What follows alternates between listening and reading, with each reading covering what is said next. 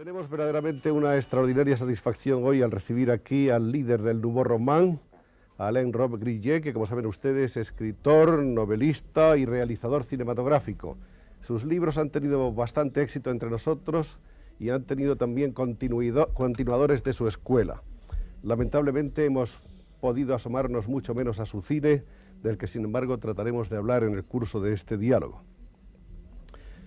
Bienvenido, Monsieur. Nosotros le damos las gracias por haber aceptado nuestra invitación.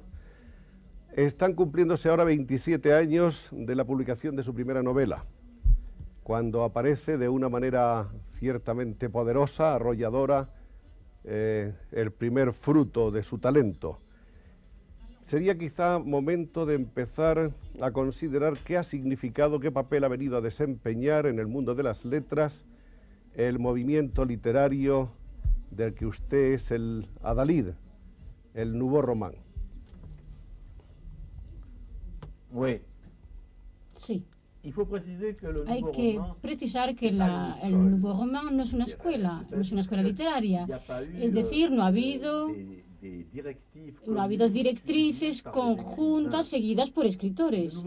La nueva novela ha sido más bien una toma de conciencia por parte de la crítica literaria del hecho, muy importante, de la evolución constante del estilo de la novela. Es decir, cuando yo he publicado esta primera novela de la cual ustedes hablan, Les Gommes, he sido muy mal acogido por la crítica. La crítica tradicional me ha reprochado de no escribir como Balzac. Tiene mucha gracia, es muy gracioso, porque entre Balzac y yo han pasado 150 años y ha habido toda una serie de novelistas que eran todos diferentes los unos de los otros.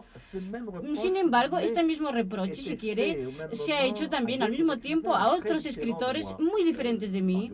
Por ejemplo, Marguerite Duras, Nathalie Surraud, Michel Dutour, Claude Simon, Robert Pinget y otros.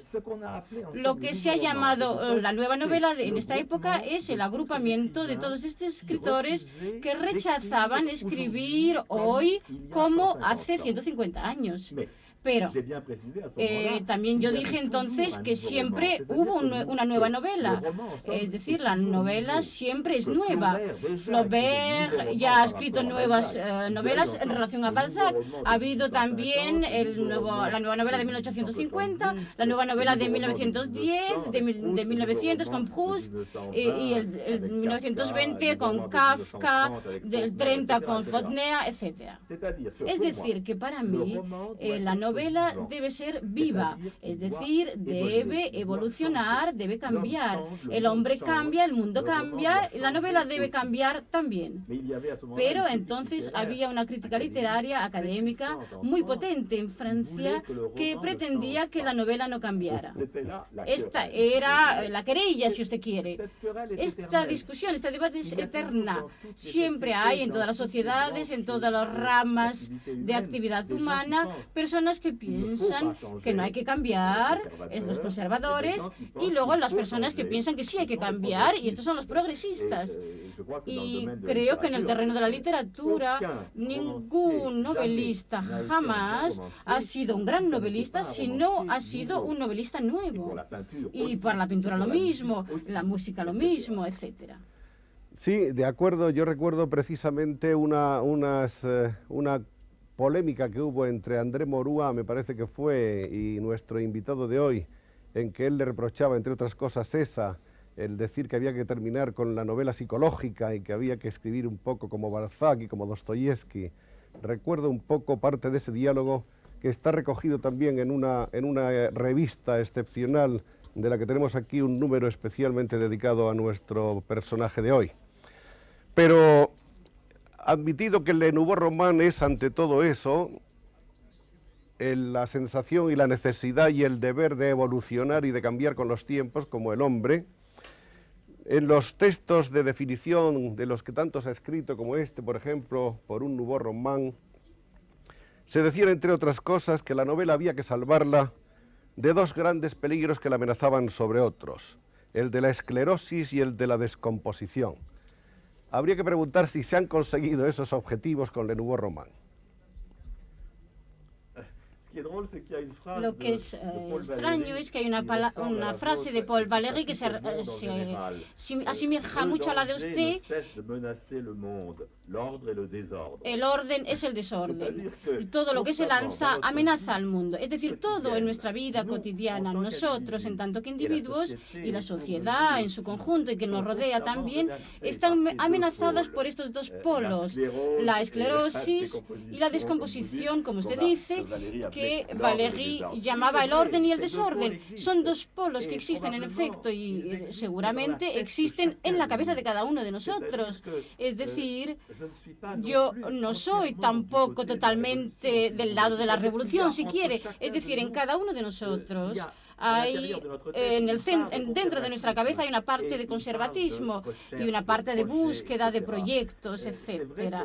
Es verdad que el hombre es un animal que está constantemente arraigado a su pasado cultural, por ejemplo, y al mismo tiempo constantemente intentando imaginar un mundo nuevo, imaginar un hombre nuevo. Estos son los dos polos que existen en nuestra cabeza, en nuestra mente. Vamos a tratar, sin embargo, de definir otros aspectos de los que han caracterizado la obra de Robbe-Grillet. En un principio, los objetos, los espacios, la circulación de los seres humanos fueron promovidos al rango de sujetos. Se dejó un poco a un lado o entre paréntesis la psicología. Dicen algunos críticos españoles que su última novela, aquí aparecida, Proyecto para una revolución en Nueva York, constituye, sin embargo, una cierta modificación, una evolución con respecto a las anteriores, en lo que se refiere precisamente a esa relación objetividad-subjetividad. ¿Piensa Robbe-Grillet que eso es cierto, que esa observación de algunos críticos españoles es real? Sí, seguramente, es cierto. Como la novela siempre tiene que ser nueva, yo tampoco he cesado de desarrollarme y todo lo que me naquito de esta sucesión de libros en 20 años, faltan 2 aquí entre medio que no están aquí, que no tienen ustedes aquí, pero es normal que yo mismo he cambiado constantemente de un libro a otro y particularmente pienso que ha habido un corte aquí, quizás en este sitio. Es decir, estos primeros libros hasta aquí pertenecen a lo que se ha llamado la nueva novela de los años 50. Por el contrario, a partir de los años 60, 65, ha habido lo que se llamó el nuevo novela, el nouveau roman, donde justamente este problema de la subjetividad que usted evoca ha cambiado, ha jugado un papel clave en este momento. ¿Cuál es este papel? Estos primeros libros son, de hecho, bastante en la descendencia de lo que se ha llamado el existencialismo, es decir, libros como Náuseas y El extranjero, de Camus, representan el pasado inmediato de estos libros. Tengo la impresión que mis primeros libros no hacen más que continuar este movimiento.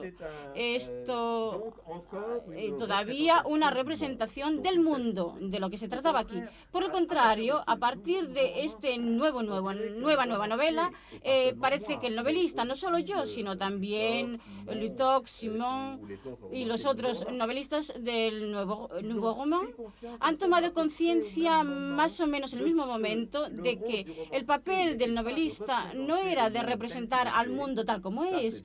Este era el papel de los ensayistas, de los filósofos, etc. Este papel del novelista es más bien de inventar un mundo que todavía no existe. Es decir, el mundo en el libro es un proyecto, una proyección y no una representación. Por eso, Proyecto para una revolución en Nueva York. Este proyecto no es un proyecto de sociedad, es más bien un proyecto, como se dice, de arquitecto. Es decir, una especie de modelo a montar, modelo a construir, que es como un mundo futuro que está ya en la cabeza del hombre. Entonces, en este mundo futuro, la subjetividad juega un papel enorme. Es decir, el hombre no es un animal objetivo, nunca. Eso se constata, que el hombre no es un animal objetivo. Es decir, que si se interesa a los objetos, siempre todo es deformado a través de su concepción interna, interior. El hombre está siempre intentando modificar el mundo a su alrededor. Yo le veo a usted delante de mí, pero lo que hay en mi cabeza es una imagen de usted que no es usted visto por mí, etcétera, etcétera. Es decir, yo me he paseado por Madrid todo el día de ayer y hay toda una especie de Madrid que se ha formado en mi cabeza y que probablemente no es el verdadero Madrid. Eso a mí no me importa, porque no existe el verdadero Madrid. Hay un Madrid en la cabeza de cada uno de nosotros, estemos en la ciudad o fuera de la ciudad, etcétera, etcétera. Esta novela que transcurre en Hong Kong empieza con la frase todo el mundo conoce Hong Kong.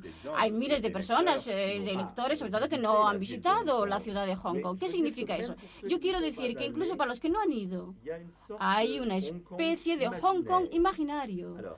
Entonces, yo digo, el hombre es un animal subjetivo, es un animal imaginario también. Es decir, todo lo que es importante para el hombre es un hecho de imaginación. Eso transcurre, sucede en su cabeza. El mundo real no existe. El mundo real está en mi cabeza. Yo estoy haciéndolo.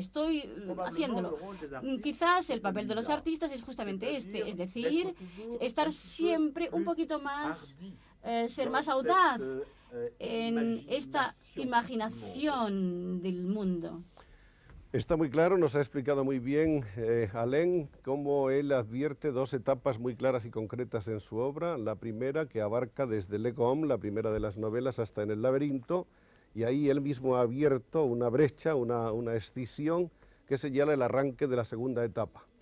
Ahí estamos llegando ya, ahí acaba En el laberinto y empieza La casa de citas, que en España se ha publicado curiosamente en dos versiones que no he comprobado porque deben ser la misma, incluso la misma traducción, pero con dos títulos, La casa de citas, La maison de rendezvous, y se llama en otra La casa de Hong Kong.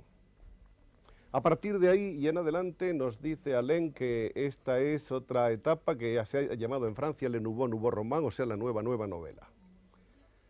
Y nos ha explicado un poco ese cambio de perspectiva y ese cambio de entendimiento, diríamos un poco con algunos de los críticos, entre ellos Ernesto Sábato, el escritor argentino que ha estudiado muy a fondo la obra de Roch Grillet, que quizá la primera etapa significaba un poco la descalificación, por decirlo así, de la vida burguesa a la que estábamos acostumbrados, y esta otra nueva novela es un proyecto de una sociedad por construir, de un hombre nuevo. Y justamente en este sentido que asimilaba a mis primeros libros de los libros de Camus y de Sartre, de las náuseas. La náusea de Sartre, sí. Los héroes, los protagonistas de estos libros, de sus primeras novelas, como El extranjero, como El Rocanquin de Náuseas, son personas que están en la sociedad, pero que se encuentran mal. Es decir, los valores ya no coinciden con los valores de la sociedad en la que viven. Es lo que es muy sorprendente cuando se me reprochaba de que yo no escribía como Balzac, es que Balzac tenía un mundo que ha cambiado totalmente. Balzac coincidía entonces con los valores del momento en que vivía. Por el contrario, todo escritor moderno es siempre, en cierto modo, una persona que se opone a los valores actuales, es decir, una persona que se encuentra mal. Sartre y Camus ya lo eran. Y esto es, justamente como usted dice, la constatación de divorcio entre el individuo libre y la sociedad que intenta constantemente de proponer fórmulas ya hechas, todas fórmulas de vida hechas ya. Es decir, lo que a veces se suele llamar la ideología. En este nuevo periodo, yo no diría que es un proyecto de sociedad, como usted ha dicho. Pienso que hay un proyecto de sociedad contenido en este libro, incluido, pero no está expresado por estos libros. Es decir, el proyecto de la revolución en Nueva York es una cosa totalmente loca. es sangriento, es demente. Y no pienso, ni mucho menos, que yo pueda soñar yo mismo en una sociedad de este tipo. Pero, no obstante, si hay un proyecto de sociedad, si hay algo que se refiere a una sociedad futura, en estos libros de este último periodo, es lo siguiente. Hasta ahora hemos vivido en sociedades cuyas leyes eran fijas, rígidas. Las leyes son valores definitivos y es decir, que toda sociedad intenta explicarnos que las leyes tal y como son definitivamente buenas, y esto es muy importante. Todo individuo debe doblegarse a estas leyes porque estas leyes son buenas. Las leyes son diferentes de un país a otro, pero siempre son buenas y el individuo debe respetarles. La tendencia a la libertad lucha constantemente contra esto, es decir, yo sé que las leyes no son buenas. Yo lo sé, naturalmente. No puedo llegar a creerlo. Entonces, cuanto más me dicen y me repiten que son buenas, tanto más yo tengo desconfianza, tanto más pienso que hay otra cosa que hacer. Y los países que han creído hacer la revolución, por ejemplo, Rusia soviética, ¿qué han hecho de hecho? ¿Qué han hecho estos países? Han reemplazado una verdad por la otra. Pero, en fin de cuentas, los límites de la libertad son las mismas. Quizás en algunos sentidos los límites son mayores. La estatua de Stalin ha reemplazado las estatuas del zar, pero la noción verdad no ha sido puesta en cuestión. Siempre han sido y siguen siendo los mismos valores. Los valores que reinan en Moscú son los valores burgueses, son exactamente los mismos. El bien, el mal, la verdad, son siempre ahí, potentes, fuertes, y mucho más porque hay una burocracia muy fuerte para protegerlas. El socialismo del cual soñamos, y no existe ningún modelo todavía en ningún sitio, sería justamente un socialismo del movimiento, es decir, donde no habría una verdad fijada en un momento como dogma que serviría a la represión. Entonces, como se dan cuenta lo lejos que estamos del mundo de Balzac. Para Balzac, la verdad es un bien, es decir, la palabra verdad tiene una connotación positiva. Entre tanto, en el intervalo nos hemos dado cuenta que la verdad servía a la opresión, y la noción de verdad sirve a la opresión, porque es la noción de verdad la que se lanza, la que se utiliza contra las personas libres para encarcelarlas, para ponerlas en asilos o en hospitales psiquiátricos. Es que no podríamos imaginarnos una sociedad sin verdad fija, es decir, en la que la verdad estuviera en movimiento y donde se admitiría que la verdad se mueve. Parece una utopía. Pero si yo digo la verdad está en movimiento, entonces ya no, si me puede decir, pues ya no hay verdad. Pues sí, justamente es eso. Eso es lo que habría, lo que sería fundamentalmente diferente. ¿Es que es posible o es que no es posible? Eso yo no lo sé. Yo concibo muy bien que las personas de Estado, los hombres de Estado, la gente en el poder, tienen problemas que resolver y necesitan este concepto de la verdad. Pero tenemos que ver que los artistas, ellos están inventando una sociedad donde justamente la verdad no sería opresiva, es decir, donde se admitiría que cada uno pueda hacer mover la noción de verdad. Tendría que ser entonces una sociedad flexible, con unas leyes cambiantes, movedizas, evanescentes, en cierto modo. Evanescentes, no lo sé. Yo me doy muy bien cuenta que es muy difícil definir positivamente este tipo de sociedad. Yo no pienso ni mucho menos de ir a presentarme ante Giscard d'Estaing y decirle, oye, mira, yo tengo el proyecto, se lo voy a enseñar, se puede aplicar, etcétera.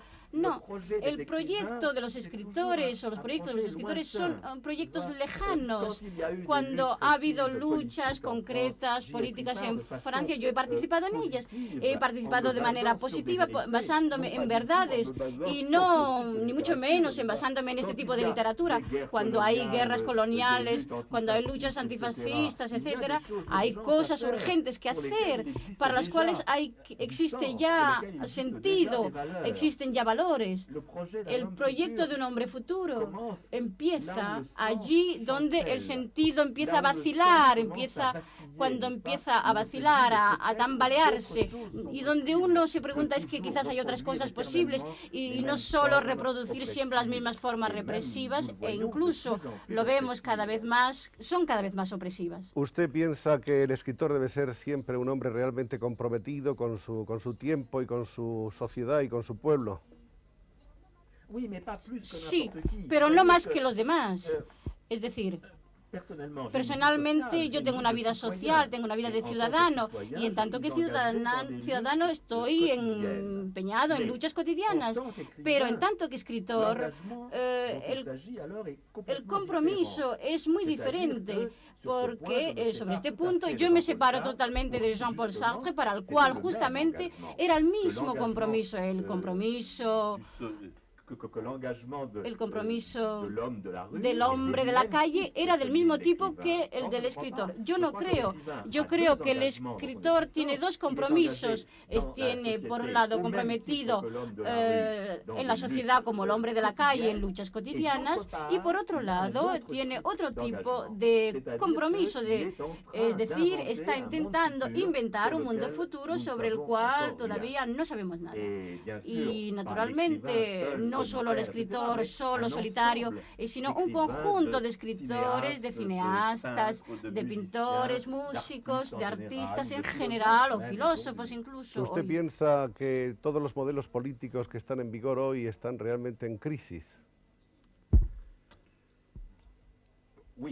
Sí, lo pienso verdaderamente. Lo pienso verdaderamente porque usted cree que lo piensa además casi todo el mundo, ¿no? Más o menos, mucha gente. Sí, justamente. Sí, justamente lo que yo quisiera es que se me enseñara una persona que no lo cree. Quizás el secretario perpetuo del Partido Comunista Francés. Aparte de él, quizás, me pregunto si hay alguien en el mundo que existe, que piensa que hay sistemas que no están en crisis.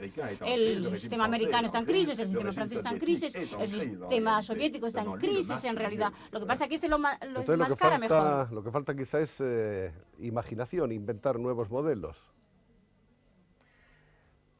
Sí, lo que falta es la aceptación de un cierto no conformismo intelectual, porque la opresión es confortable, es cómoda, contrariamente a lo que piensan los hombres políticos, los estadistas a veces.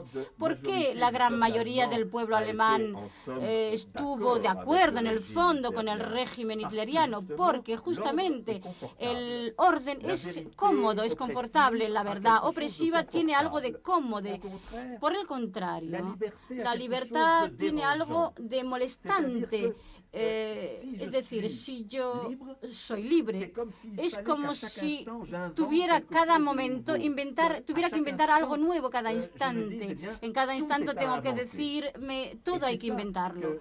Y esto es lo que la gente soporta peor, que se les diga que todo hay que inventarlo, que a cada instante hay que inventarlo todo. Esto es justamente lo que hace que la libertad sea una cosa, en un sentido, algo temeroso, y es por lo que vemos muchas veces naciones que no están muy destinadas a la maldad entran de repente en el fascismo, porque evidentemente hay en el fascismo algo cómodo, algo de confortable. Es exactamente lo mismo que pasa en literatura, es decir, en la literatura tradicional hay algo cómodo.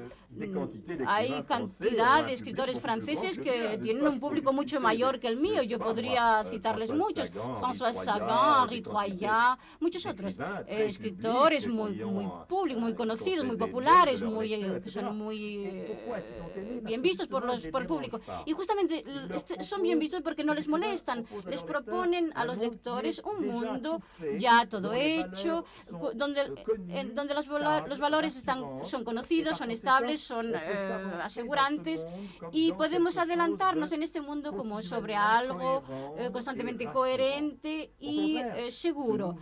Por el contrario, nueva novela de la cual hablamos es la presentación de un mundo que no existe, un mundo que se está haciendo, que está siempre en movimiento a nivel mismo del texto. El texto mismo se mueve, hay un flotamiento, una fluctuación y hace que el lector tiene que tener una participación muy activa en este libro, como si fuera la invención del mundo, lo que se está haciendo en el libro por un lado y dentro del lector por el otro lado.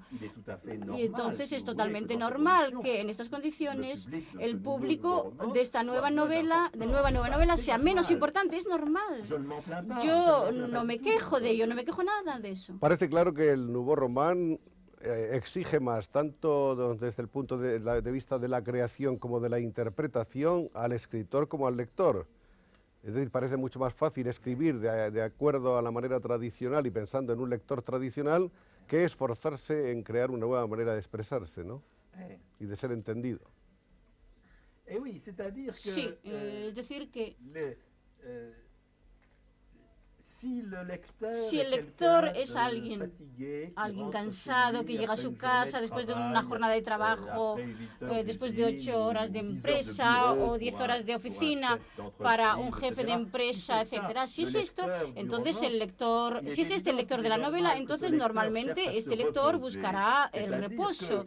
Es decir, que en lugar de buscar una literatura que le excite, buscará al contrario una literatura como una especie de somnífero, un mundo tranquilo y feliz en el cual su espíritu podrá adormecerse para dormir sin sueños después en su cama. Es verdad que la nueva novela y toda literatura de búsqueda se dirige a un lector despierto. Es decir, es prácticamente en las mejores horas del día en el que deberían leerse este tipo de libros y ni mucho menos ya después, cuando está cansado tras una jornada de trabajo, etc. Por eso yo no protesto contra esto, no. Por el contrario, se podría protestar contra otra cosa, y es que ese lector que se ha acostumbrado a esta otra literatura segura, tranquilizante, que funciona según esquemas reconocidos desde un siglo o 2 siglos, este lector, cuando tiene tiempo libre, cuando está de vacaciones, por ejemplo, podríamos entonces sí reprocharle que no busque otra cosa. Pero justamente es lo que se llama la ideología, lo que Marx ha llamado la ideología. Es decir, condicionado por esta literatura conforme al orden establecido, el orden establecido de los valores y el orden establecido de la novela, de la descripción, este lector va a creer que este es el mundo para siempre y que por el consiguiente no tiene por qué buscar un contacto con una literatura de invención o una música de invención, y eternamente va a seguir releyendo Balzac y vamos a seguir escuchando las sinfonías de Beethoven o de Mozart. Peor aún, aquí la televisión me ha alojado en un palacio de Madrid y fui a ver en la biblioteca del hotel. Se vende a los turistas libros para distraerse, etc. Hay un solo libro en francés, es Eugénie Grandet de Balzac. Es decir, no solo de Balzac, pero también una cosa que tiene más de 150 años, pero de Balzac el libro más tranquilo, más seguro, más confortable. Y es este el que está justamente en esta biblioteca. Como líder del Nouveau Roman, usted ha sido ensalzado y atacado de una manera apasionada, tan apasionada como no es frecuente en el mundo de las letras. ¿A qué atribuye usted haber despertado tantas pasiones de entusiastas y todo lo contrario? Creo que simplemente porque siempre he sentido, yo mismo he sentido siempre pasión. He escrito con pasión, con apasionamiento. Cuando he hablado de mis libros y me he visto con el público, lo he hecho con pasión. Este libro para una nueva novela es en el fondo el resultado de mis conversaciones con la crítica académica, con la crítica en el poder, los grandes críticos franceses que me reprochaban de no ser Balzac. Y justamente aquí están mis respuestas. respuestas en este libro.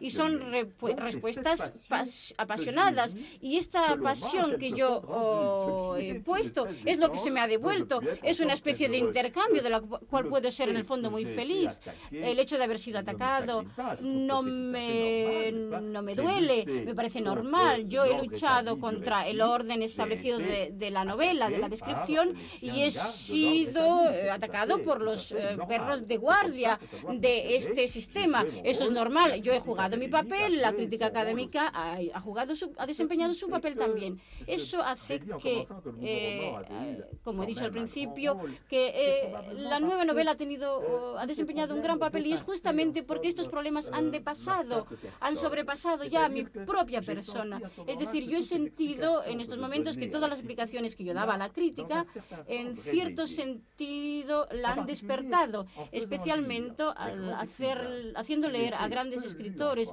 que habían sido poco leídos en Francia y que eran para mí los grandes novelistas del siglo XX, por ejemplo, Faulkner o Joyce, que eran escritores muy poco leídos por el público burgués que gustaba leer novelas. Y es después de las novelas de los años 50 que se empezaron a leer estas novelas que eran novelas por sí de los años 20 o de los años 30. Entonces ha habido ya un cambio de paisaje. Por otro lado, para mi propia carrera, si quieren, es decir, la forma en que mis libros han sido recibidos. Estos primeros libros, La Gomme, Voyeur, Jalousie, han sido muy mal recibidos al principio. He sido acusado de ser una especie de loco que presentaba una cosa totalmente ilegible. La Jalousie, por ejemplo, el celo, era un libro que se decía que no era posible de leer, y en efecto lo era en la época. Es decir, en 1957 es cuando salió. Pienso que se vendieron 500 o 600 ejemplares en un año en toda la edición francesa. Esto es sorprendente. Y eso ya era mi tercer libro y ya se me conocía. 20 años después, este libro ha sido traducido en 30 idiomas. Ha llegado a ser en Francia no un bestseller, pero sí una obra de gran venta. Todos los años 10.000 nuevos lectores que se lanzan a leer este libro. Es decir, el movimiento de la nueva novela ha movido, ha agitado al público, a la crítica, y tengo la impresión en el conjunto que esta pasión que ha sido la mía, en cierto modo se ha comunicado, se ha transmitido. No quiero decir que siempre se ha comprendido y bien leído mis libros, pero eso no es lo más importante. Lo principal es que se haya leído y que haya suscitado reacciones, aunque reacciones sean hostiles. Mis libros no son modelos, si no le gusta, bueno, pues no importa, pero lo que sí es importante es que movilice al lector y a la crítica. De cualquier manera, vale la pena de anotar un poco así sobre la marcha cuál ha sido la respuesta de la crítica. Claro está que para los franceses en general no están en duda ni el talento ni la calidad de los hallazgos de Alain Robbe-Grillet, de tal modo que Jean Genet le llamó espeleólogo de lo imaginario, Roland Barthes Copérnico de la novela, Blanchot, Morisset le juzgan ejemplo del humanismo de nuestros días. Dicen los críticos que en el Nouveau Roman hay muchos materiales venidos de otros campos, por ejemplo de la filosofía conductista americana, naturalmente del thriller, porque una de las cosas características de la narrativa del Nouveau Roman de Robbe-Grillet es que él trata mucho el tema de un poco del detective story, del thriller, del crimen o del asesinato con suspense, con un misterio.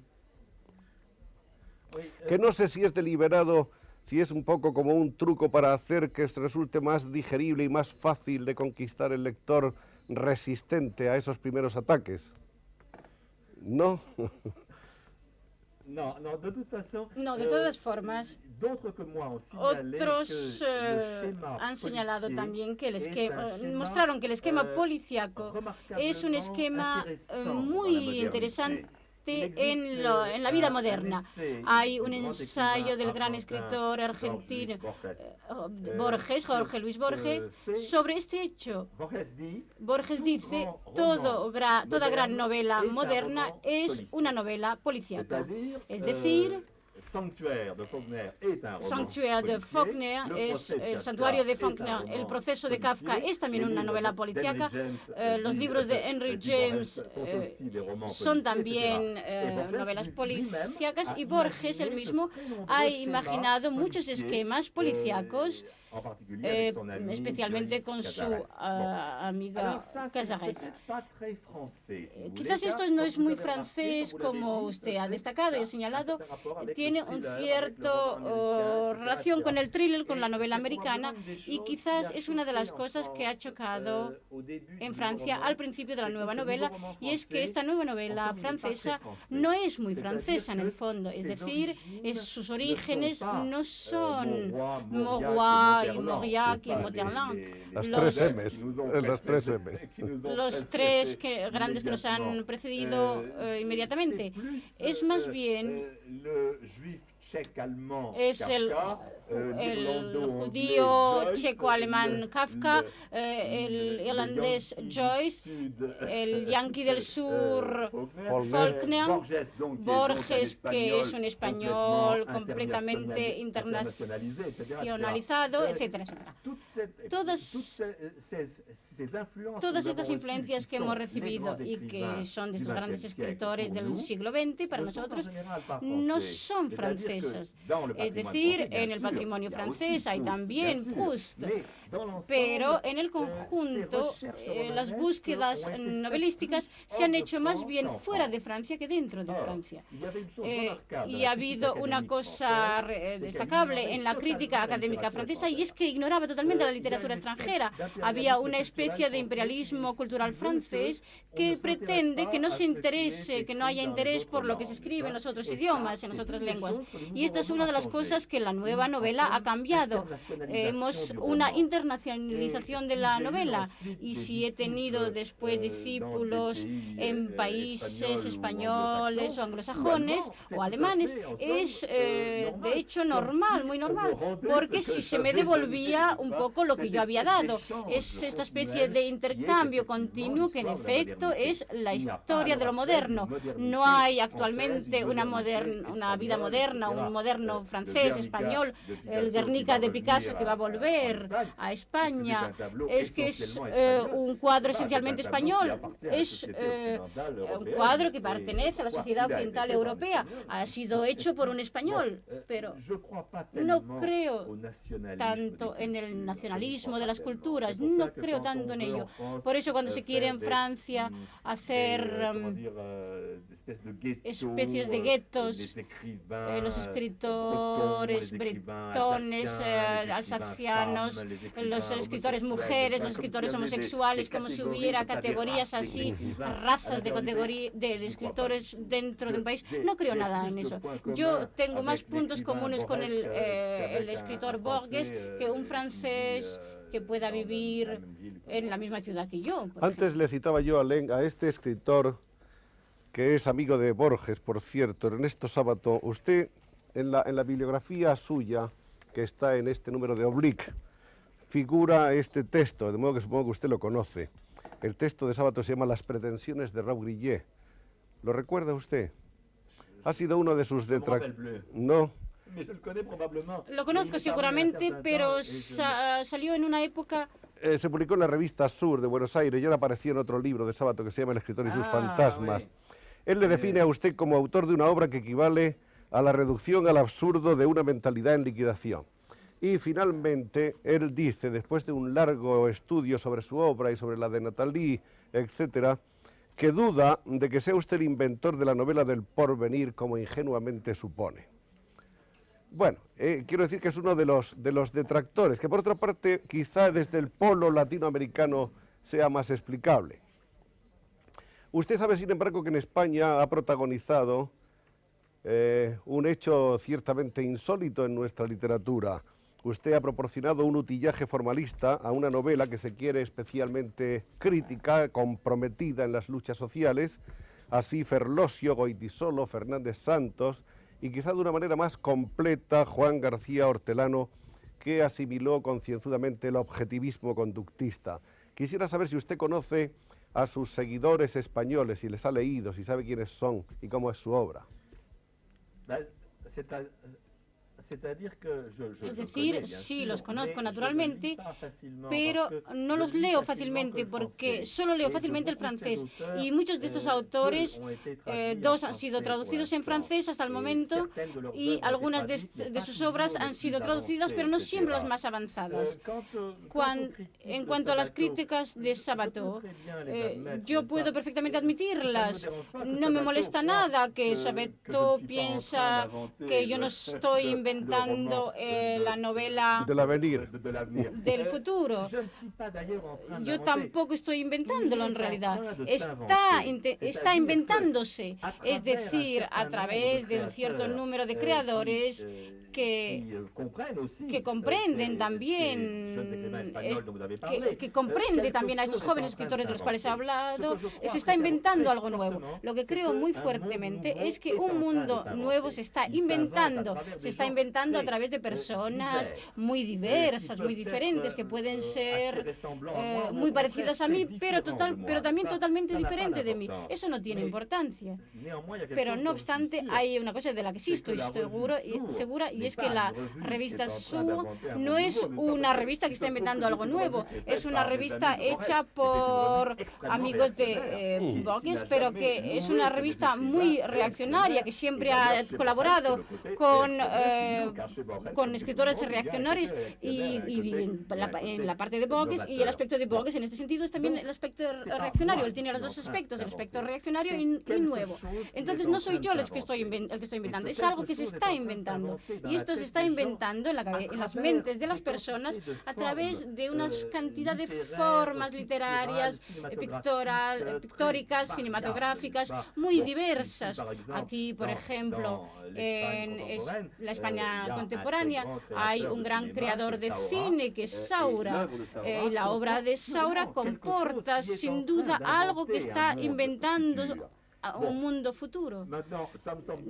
Pero no me parece muy interesante entregar certificados sobre quién tiene la mejor nota en este concurso, en esta emulación de inventarse. Pero lo que sí está claro es que se está inventando algo. Ha hablado usted hace unos momentos de cine, y yo pienso que de cine es necesario hablar, y hay que hablar ya, porque el tiempo se va muy deprisa.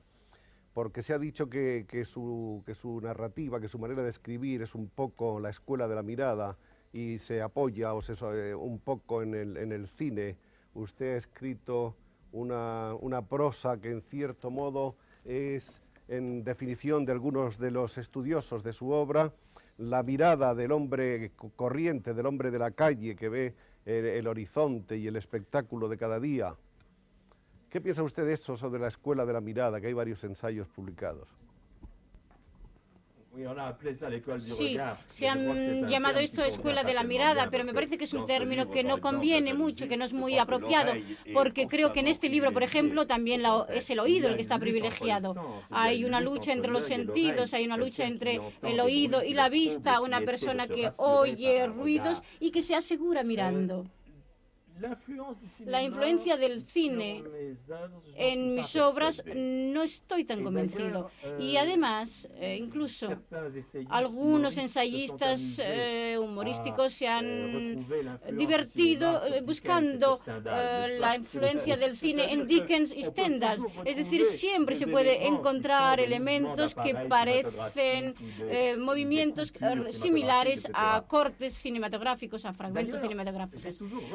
Además, yo siempre he estado en contra de hacer películas con novelas. He hecho unas 10 novelas y de hecho unos 7, 8 películas, pero nunca una novela con una película y nunca una película con una novela. Es decir, siempre he separado las dos cosas. Las novelas las he separado de mis obras cinematográficas. Mis novelas son proyectos de texto, es decir, es una imaginación de palabras, de frases. El proyecto de la película es siempre un proyecto de imagen y sonido.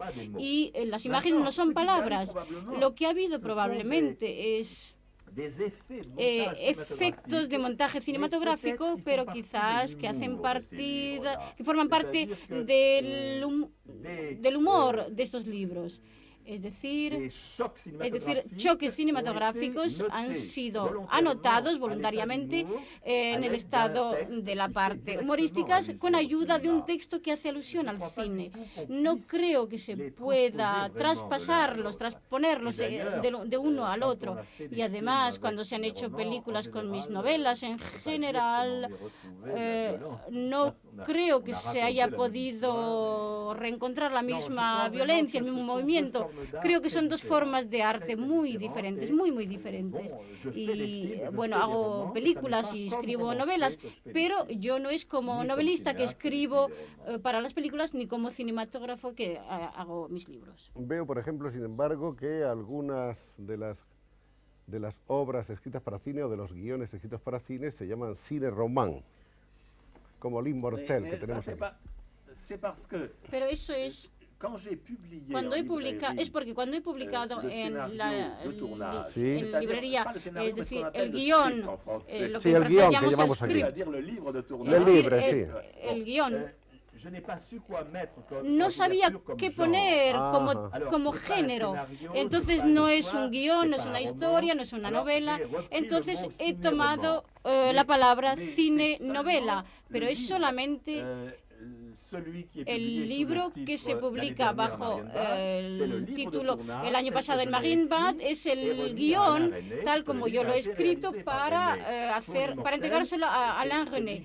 Para El Inmortal es el que yo he escrito yo misma para realizarlo yo. Y si no he publicado el guión de muchas de mis películas es porque muchas veces he hecho películas sin escribir guión y entonces no tenía nada que publicar. Pero esta palabra es ya una especie de broma. Algunas de las películas las ha hecho usted sin escribir guión, ¿no? O escribiendo apenas unas notas y luego desarrollándolo sobre la marcha. No sé si Trans Europe es una de ellas.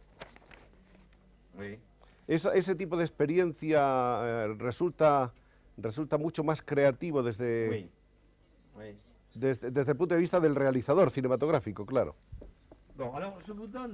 Les doy el ejemplo de la primera película que hice yo misma.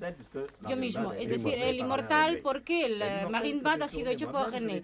El Inmortal yo la he rodado siguiendo muy atentamente el guión que yo había escrito previamente. El resultado es que toda la creación se pasaba en lo escrito y al pasar al rodaje nos aburríamos reproduciendo lo que ya estaba escrito. Y entonces fui consciente de una cosa muy importante, y es que hay que lograr que el rodaje sea una época de invención. Es decir, tiene que seguir abierto. Al rodar no debemos estar presos de lo escrito, y al mismo tiempo al montarlo, el montaje que sigue al rodaje tiene que ser libre, no debemos ser presos del periodo que lo ha precedido. Resultado es que para muchas de mis películas he escrito cosas que eran esquemas, proyectos, que no implicaban ni mucho menos lo que iba a hacerse de verdad, que eran en el papel un cierto número de cosas, podríamos hacer así o podríamos hacer así, pero dejando siempre abierto para que en el momento del rodaje pudiéramos justamente inventar otra cosa si lo que habíamos escrito no parece tan interesante como lo que vemos. Y por ejemplo aquí yo he publicado proyectos. Esto es un proyecto de música que se refiere a Michel Fanou, pero ha habido también proyectos, por ejemplo, el de Transeuropa Express.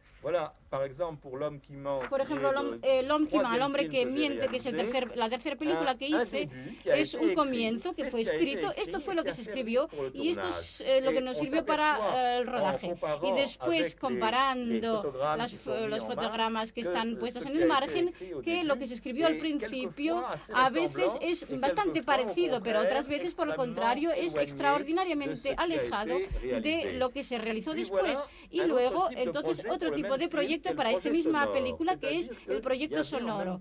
Es decir, había también al mismo tiempo un proyecto de cinta sonora que también ha sido realizado, no en cada uno de los casos, pero que ha sido sobre todo modificado en el rodaje y en la realización de la cinta sonora.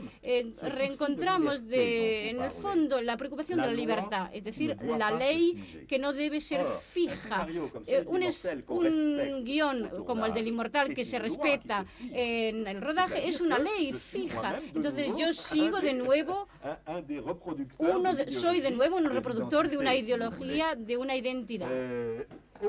Por el contrario, en estas otras películas, la libertad creadora sí está abierta. Y también para el fragmento de la continuidad, tal como fue escrito. En Dan había habido también un proyecto generador que era un proyecto serial, es decir, en forma de un cuadro con temas y series. Prácticamente toda la película se rodó sobre la base, o partiendo de este cuadro y de una serie de otros esquemas. Muchos cineastas, Godard, por ejemplo, hizo trabajos de este tipo, es decir, tener un proyecto escrito que no lo encarcele, que no lo imprisione para el rodaje, sino al contrario, le suscite su creatividad del realizador, no solo del realizador, sino también de todos los colaboradores de la película. Se ha dicho también que El Inmortal, su primera película, tenía imágenes con falta de vida, como usted mismo confesaba, acaso porque, sin usted creerlo, estaba siendo un poco subsidiaria, por así decirlo, del éxito alcanzado con el año pasado en Marienbad, de René. Porque aunque el guión era suyo, el éxito fue realmente sorprendente. Esa película, bueno, fue una película que tuvo un gran éxito entre las élites, entre las gentes cultas de Europa y de América, y al mismo tiempo despertó un cierto escándalo y hubo una cierta contestación. Pero el éxito yo supongo que debió de influirle en el hecho de que en alguna manera en El Inmortal se nota un poco que viene de Marienbad, ¿no? No, seguramente que, indudablemente que no, porque El Inmortal es anterior a Marienbad. Es decir, el libro, todo el proyecto es anterior. Pero hubo la revolución en Turquía y tuve que retrasar el rodaje, y es en este intervalo que yo he escrito Marienbad para René. Pero voy a volver sobre su pregunta, que me parece importante. Es decir, el problema del éxito. Alain René es un cineasta con éxito, que gusta, es un cineasta que gusta al público. Y yo soy un cineasta que disgusta, que no gusta, que suscita pasiones, pero no se puede decir que yo beneficio de gran elogios. Y yo he reflexionado mucho sobre esto y creo que sé por qué. Es decir, René es una persona que siempre está en el sentido del sentido. Todo está muy explicado, está muy cerca. Y cuando usted me dice que Marienbad ha tenido mucho éxito, veo muy bien que el éxito está dirigido a René. Es decir, él ha respetado mucho todo lo que yo escribí, pero al mismo tiempo sobre algunos puntos en el que el texto era muy agresivo, él ha redondeado los ángulos, si quiere, ha hecho un objeto más aceptable, esculturalmente más aceptable, un objeto menos chocante. Yo le entiendo perfectamente que lo haga, es su derecho totalmente. Él no le gusta chocar y entonces recoge elogios, lo cual es cosecha elogios, lo cual es muy bueno. Yo, por el contrario, a mí me gusta excitar las pasiones. Agitar. Y por el contrario, entonces por lo consiguiente, no tenemos que ver El Inmortal como una especie de intento de compensar Marienbad. Es casi lo contrario, es casi una anti-Marienbad. Por otro lado, es mi primera película, y cuando se critican las imágenes del Inmortal, le doy razón. Es decir, a mí tampoco me gustan mucho las imágenes del Inmortal, porque justamente he sido prisionero de mi guión. Y justamente ha debido a esta estética de reproducción que yo me he sentido un poco a disgusto y, por el contrario, estoy mucho más contento de mis películas, de las imágenes de mis películas más recientes, donde la invención se hacía en el rodaje, es decir, el momento donde se juzga plásticamente cada momento, donde se juzga sensualmente por sus cualidades plásticas, mientras que aquí era el texto el que valía. Hablemos de esas películas. El Inmortal fue del 62, según mis noticias. Posteriormente, Trans-Europe Express, que es la primera aventura de creación sobre la marcha, creando cada una de las escenas o de los encuadres sobre el terreno, corresponde al 66, al 67 El hombre que miente, al 71 El Edén et après. Se ha dicho que estas son las 3 mejores películas, yo no sé si él estará de acuerdo, por los escenarios, por las estructuras de tipo policíaco, porque empieza a aparecer un erotismo peculiar que se sustenta en la calidad objetal de los cuerpos femeninos, entre otras cosas. Viene después Deslizamientos progresivos del placer y El juego con el fuego, de los años 74 y 75. Y no sé si hay alguna más. Après l'Éden et après, glissement progressif du plaisir, le jeu avec le feu. Non, je crois que c'est tout aussi. No, creo que es todo. Alors, vous signalez là quelque chose d'important. Señala usted una cosa muy importante. La crítica prefiere siempre mis películas antiguas o mis primeros libros. Es decir, por ejemplo, estos libros se han transformado en buenos libros según la crítica. No lo fueron en su época. En su época eran libros locos, dementes, y ahora son buenos libros. Es decir, han sido aceptados poco a poco por la crítica en el poder. Y para mis películas es lo mismo. Es decir, mis primeras películas son ahora, han llegado a ser ahora buenas películas. Pero no lo fueron en su momento. Y fueron incluso una película como El Inmortal, aunque tuvo el premio Louis Deluc, fue muy atacado por la crítica diciendo que era verdaderamente una mala Marienbad y otras cosas. Para mis películas más recientes, entonces se dice, por el contrario, que aquello era bueno, pero que lo de ahora ya no lo es. Y a veces suelen ser las mismas críticas que han olvidado lo que dijeron antes sobre estas películas y ahora dicen que son buenas películas. Las cosas avanzan muy rápido, las cosas progresan muy rápido. Por ejemplo, Los deslizamientos del placer es una película muy mal acogida en su momento. 5 años después se considera ya una película de cine club e incluso de universidad. Es decir, hay numerosas universidades francesas, americanas, alemanas, que tienen copias que se estudia en clase como objeto comparables, de hecho, con estas novelas, etc. Deslizamientos progresivos que fue rechazado totalmente y ahora es una especie de clásico ya. Es decir, en el fondo hay este movimiento de... Yo voy siempre adelantado, por delante, mucho avanzado en relación a lo que se acepta hoy. Y al mismo tiempo, la crítica va siguiendo. Se recupera poco a poco las obras antiguas y entonces se consagran libros como estos. Y yo mismo estoy un poco más allá ya, siempre un poco más adelante, más adelantado.